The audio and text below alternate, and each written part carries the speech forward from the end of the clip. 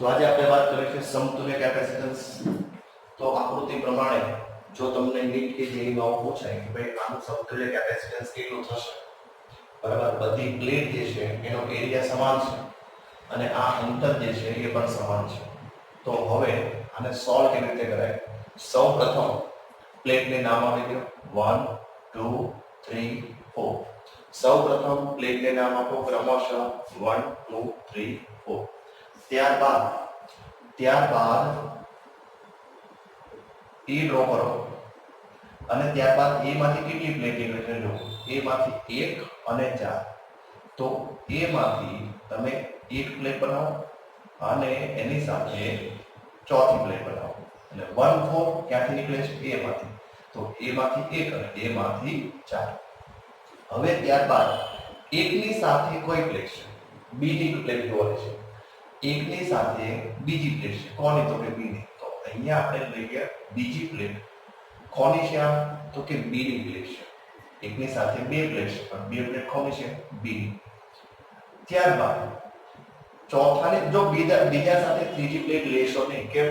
તો કે બંને પ્લેટ જે છે બીની છે। કેપેસિટર A અને B ની પ્લેટ બને તો જ બને। એક ધન પ્લેટ હોવી જોઈએ, એક ઋણ પ્લેટ હોવી જોઈએ, એક પોઝિટિવ અને એક નેગેટિવ, તો જ કેપેસિટર બને। તો 2 અને 3 કેપેસિટર બનાવતું નથી। તો 3 સાથે કઈ પ્લેટ છે? તો કે 4, એટલે કે ચોથી સાથે ત્રીજી છે। ચોથી પ્લેટ છે ત્યાં આગળ આપણે ત્રીજી પ્લેટ મૂકીએ, પણ ત્રીજી પ્લેટ જે છે એ ક્યાં ટર્મિનેટ થશે? તો કે B માં। તો કે એ B માં ટર્મિનેટ થાય। તો આ થઈ ગઈ સાદી ફિગર, સાદી સર્કિટ। આમાંથી આપણે હવે બનાવ્યું। હવે તમે જોઈ શકો છો બંને કેપેસિટર તમને કેમાં દેખાય છે? ઈઝી છે, સમાંતરમાં દેખાય છે। સમાંતરમાં થાય તો C ઇક્વિવેલન્ટ શું થાય? તો કે બંનેનો સરવાળો। સમાંતરમાં બંનેનો સરવાળો, બંને કેપેસિટર સરખા છે, C1 C2 લખવાની જરૂર નથી। શું લખીશું? 2C, અથવા તો લખશું C બરાબર A epsilon 0 divided by T। તો આ થઈ ગયો C ઇક્વિવેલન્ટ। આમાંથી આ બનાવવું જ અઘરું છે, આમાંથી આ સોલ્વ કરવું એકદમ આસાન છે। ચલો બીજો ક્વેશ્ચન જોઈએ। આમાં પણ આપણે A અને B નામ આપી દઈએ 1 2 3 4। પહેલું સ્ટેપ જે છે એ પ્લેટ્સને નામ આપો 1 2 3 ને 4। ત્યારબાદ પ્લેટને નામ આપ્યા બાદ એક પોઈન્ટ કરો જેને નામ આપી દો A। હવે જો A માંથી કેટલી પ્લેટ નીકળે છે? તો કે 1 અને 3, બરાબર। A માંથી કેટલી પ્લેટ નીકળી? 1 and 3। તો ચલો 1 and 3 એનો મતલબ કે આ પહેલી પ્લેટ દોરીએ અને એમાંથી એક ત્રીજી પ્લેટ દોરીએ, પહેલી અને ત્રીજી। ચલો એનું કામ પૂરું થયું। 1 પ્લેટ સાથે કઈ પ્લેટ છે? તો કે સેકન્ડ। તો 1 પ્લેટ સાથે જે છે આપણે સેકન્ડ ડ્રો કરીએ। સેકન્ડ કો ક્યાં ટર્મિનેટ થાય છે? એ ક્યાં છે? કે B માં। તો અહીંયા ડ્રો કરીએ, ચલો B। ઓકે, બીજી પ્લેટ કોની સાથે છે? તો કે ત્રીજા સાથે। તો કે બીજી પ્લેટ જે છે એ ત્રીજા સાથે છે, એ લાસ્ટમાં જોશું। ત્રીજી પ્લેટ જે છે કોની સાથે છે? તો કે ચોથી સાથે। તો કે ત્રીજી જે છે એ ચોથી સાથે છે। ત્યારબાદ ફોર્થ જે છે એ B માં ટર્મિનેટ થઈ છે, એટલે B માં ટર્મિનેટ થઈ છે। પણ આ એક કેપેસિટર હજી બાકી છે। ઉપર 1 2 આવી ગયું, 3 4 આવી ગયું, 1 2 3 4 આવી ગયું।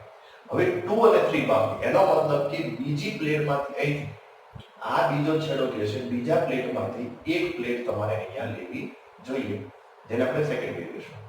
અને એક ત્રીજી, તો ત્રીજો અહીંયા છેડો છે, તો અહીંથી શરૂ કરી અને અહીંયા આગળ એક ત્રીજી પ્લેટ લેવી જોઈએ।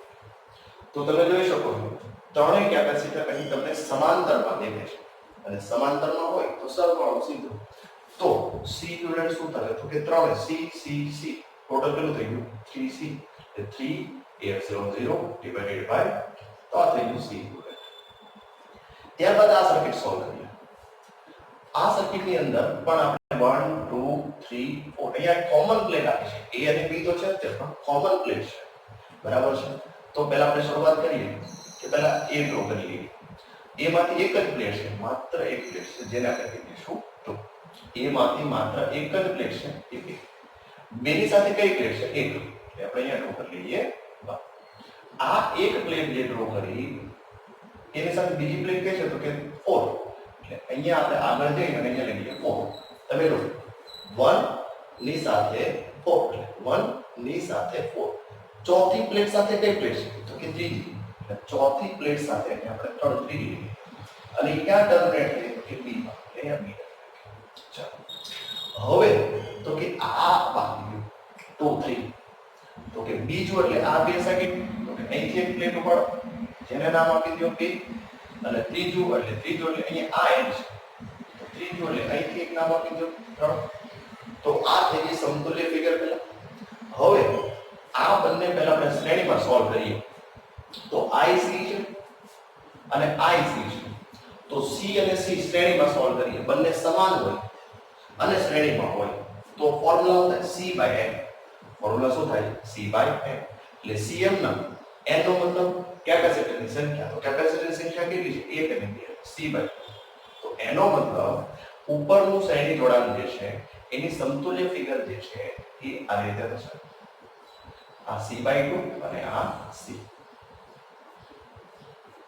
A અને B તો હવે આ બંને સમાંતરમાં છે તો C ઇક્વિવેલન્ટ શું થાય તો કે બંનેનો એડિશન સરવાળો C + C/2 1 + અડધું 3/2 3/2 3C/2 એટલે 3/2 A epsilon 0 divided by 2 તો આ થઈ ગયું C ઇક્વિવેલન્ટ ત્યારબાદ આ સર્કિટ ચેક કરીએ 1 2 3 અને તો પહેલા આપણે ડ્રો કરી લઈએ A સાથે કઈ પ્લેટ છે તો કે A સાથે બીજી પ્લેટ છે સેકન્ડ સાથે કઈ પ્લેટ છે તો કે સેકન્ડ સાથે ફર્સ્ટ પ્લેટ છે આ પહેલી પ્લેટ કોમન જે છે એ કોને સાથે જોઈન કરેલી છે તો કે ત્રીજી પ્લેટ સાથે અહીં આપણે લખશું 3 ત્રીજી પ્લેટ કોને સાથે છે તો કે ફોર્થ અને ફોર્થ પ્લેટ જે છે ક્યાં ટર્મિનેટ થાય B સેકન્ડ 1 3 4 અને B હવે આ બાકી 2 3 તો આ 2 છેડો છે 2 છેડામાંથી એક પ્લેટ બહાર કાઢો એટલે 2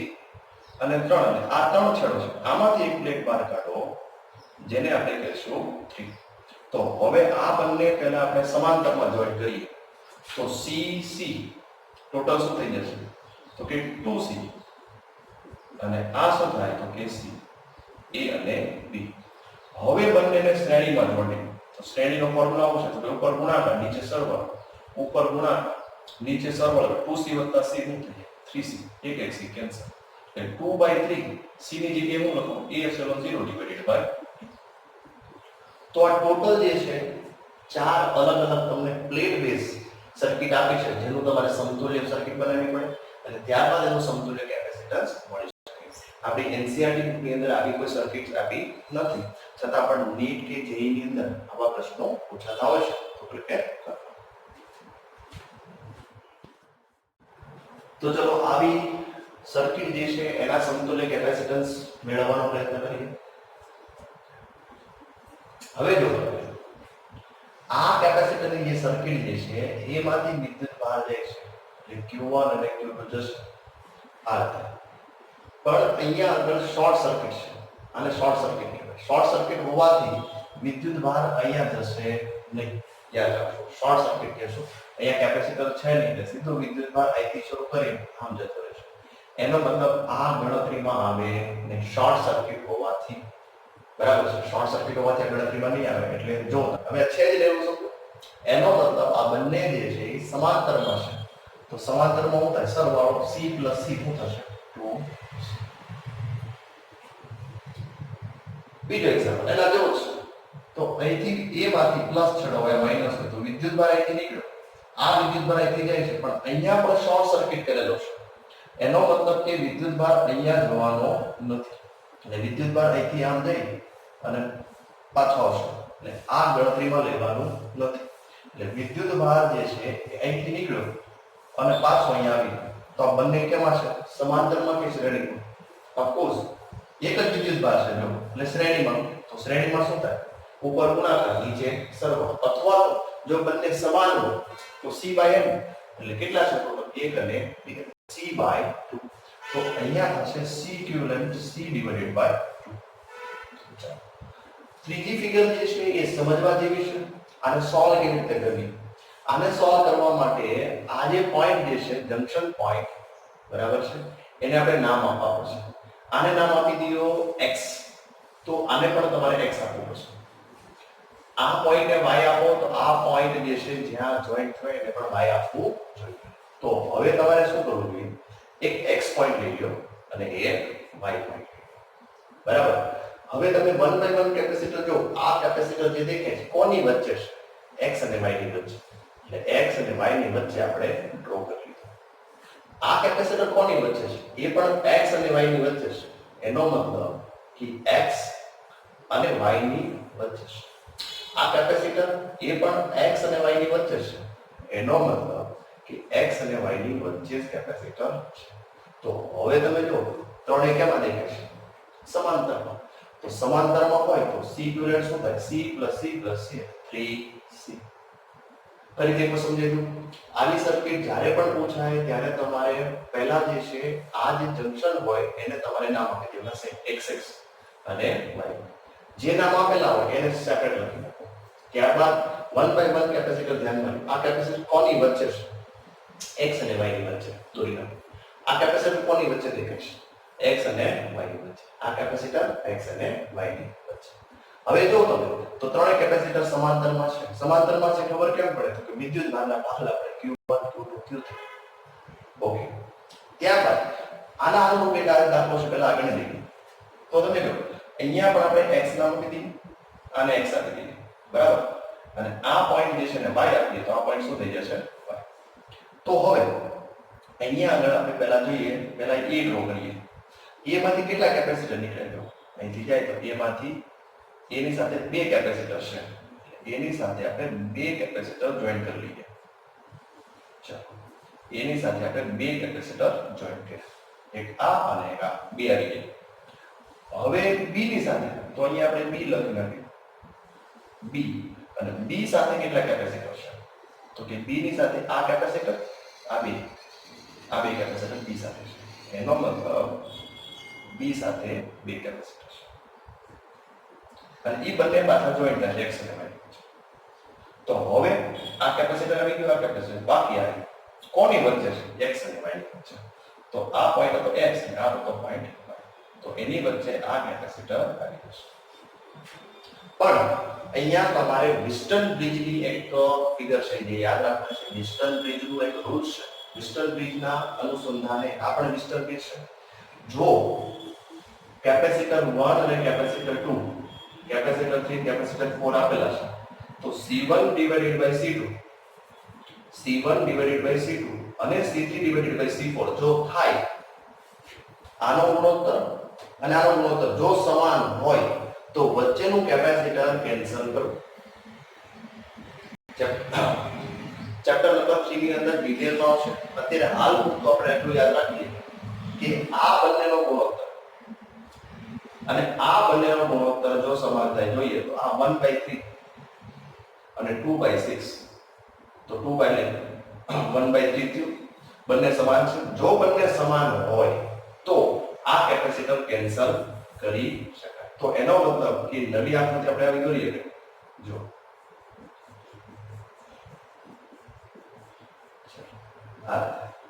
તો વચ્ચે નીકળી ગયું. તો હવે આ 1 3 અને 2 6 તો આ બંને શ્રેણીમાં તો આને આપણે c' કહી દઈએ. આને તો બંને શ્રેણીમાં એટલે શું થાય? ઉપર ગુણાકાર, નીચે સરવાળો. એટલે ઉપર ગુણાકાર 3 1 3 3 1 7 3, નીચે સરવાળો એટલે 4. ચલો ઉપરનું સોલ્વ થઈ ગયું. આનું સોલ્વ કરીએ. c ડબલ ડેશ સોલ્વ કરીએ. ઉપર ગુણાકાર એટલે ઉપર ગુણાકાર 2 × 6, નીચે સરવાળો 6 ને 2 8, તો 12/8. ઓકે. તો અહીંયા શું આવશે? 4 2, અહીંયા આપણે 4 છે LCM નીચે, તો અહીંયા આપણે 4 લખીએ. 4 2 8, 6 2 12 કરી શકાય, પણ આપણે 4 LCM છે. હવે તો કે સમતુલ્ય ફિગર કેવી થઈ ગઈ? તો કે આ એનો મતલબ કે આ c' અને આ c ડબલ ડેશ બંને કેવા થઈ ગયા? સમાન. તો c ઇક્વિવેલન્ટ શું થાય? તો કે બંનેનો સરવાળો આ બે 3/4 + 6/4 તો શું થાય? 6 ને 3 9 + 9/4 એટલે આ. ચલો બધું માઇક્રોમાં છે પણ માઇક્રો લખેલ નથી. 9/4. આ જ રીતે આને સોલ્વ કરીએ. આ બધું c છે. જો તો આ બેનો ગુણોત્તર જો c/c1 c/c1 એટલે બંને ગુણોત્તર સમાન થયા એટલે વચ્ચેનું આપણે કેન્સલ કરી શકાય. તો હવે તમે જો કે આ કેન્સલ કર્યા બાદ આ બંને શ્રેણીમાં છે અને આ બંને પણ કેવા છે? શ્રેણીમાં છે અને સમાન છે. એટલે આ થઈ ગયું c/2. શ્રેણીમાં છે અને સમાન છે c/2 તો ફાઇનલી અહીંયા લખું છું c/2 અને સમતુલ્ય ફિગર આપણે આવી બનાવી શકાય કે ઉપર c/2 નીચે c/2 તો આનું ઇક્વિવેલન્ટ શું મળે c/2 સમાંતર એટલે કે સરવાળો અડધું વત્તા અડધું એટલે c તો આનો આન્સર જે છે એ c મળશે પછી આ ફિગર બાકી રહી ગઈ બધી સોલ્વ થઈ ગઈ 1 2 3 4 5 આ બાકી રહી ગઈ ચલો ટ્રાય કરીએ આ બંને પહેલા શ્રેણીમાં સોલ્વ કરીએ તો મેં તમને પહેલા જ કીધું યાદ રાખજો આ બધા શોર્ટકટ્સ જે છે યાદ હોવા જોઈએ શ્રેણીમાં હોય સમાન હોય c/n તો c/n એટલે 2 કેટલા કેપેસિટર છે 2 ભાગ્યા 3 એટલે કેટલું થઈ ગયું 1 તો હવે તમે જો 1 આ 1 છે આ 1 છે અને આનું સમતુલ્ય બને ત્રણેય જે છે સમાંતરમાં છે 1 આનું ઇક્વિવેલન્ટ શું થશે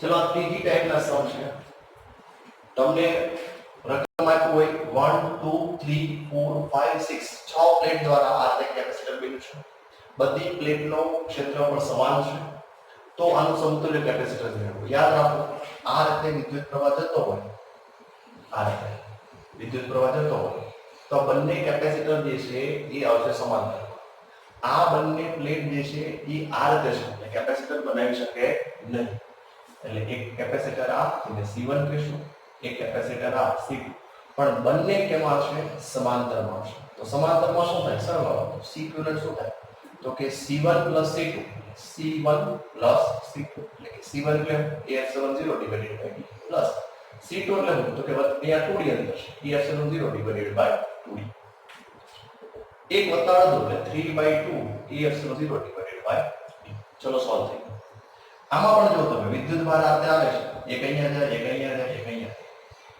એટલે ત્રણે સમાંતરમાં છે આ C1 બનશે આ C2 બને અને આ C3 બને તો C ઇક્વિવેલન્ટ શું થાય C1 C2 C3 આનું C1 એટલે AF70 divided by D AF70 divided by 2D આનું શું થાય AF70 ડિવાઇડેડ બાય 3 બસ આનું સમતુલ્ય સોલ્વ કરવાનું છે AF70 divided by D common લે 1 plus 1/2 plus 1/3 આનો લોસ આ લઈ લો AF70 divided by D 6 અહીંયા શું છે 6 plus 3 plus 2 6 ને 3 9 9 ને 2 11 11/6 AF70 divided by D તો આ થઈ ગયું C આને સોલ્વ કરીએ આમાં પણ વિદ્યુત ભાર આ તે જ છે તો ત્રણે સમાંતરમાં C1 કહી દો અને C2 કહી દો અને C3 તો C ઇક્વિવેલન્ટ